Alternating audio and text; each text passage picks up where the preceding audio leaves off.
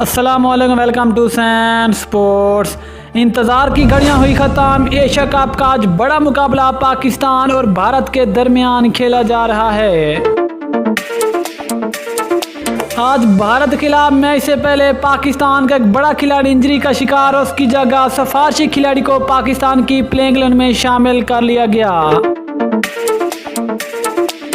इसके अलावा आज किस बड़े मैच को आप अपने मोबाइल के ऊपर बराह रास्त कैसे देख सकते हैं, इस खबर की मुकम्मल तफसील से बात करेंगे। लेकिन मजीद आगे बढ़ने से पहले चैनल को सब्सक्राइब करके साथ में लगी घंटी के बटन को जरूर दबा दें ताकि क्रिकेट से जुड़ी तमाम खबरें आपको सबसे पहले जहां पर मिलती रहें। दोस्तों, अब आपको तफसील से आगाह करते चलें कि पाकिस्तान और भारत दरमियान बड़ा मुकाबला आज खेला जा रहा है।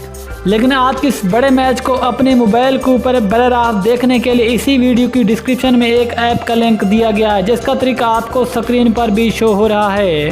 इस लिंक पर क्लिक करके आप आज का ये बड़ा मुकाबला अपने फ़ोन के ऊपर लाइव देख सकते हैं।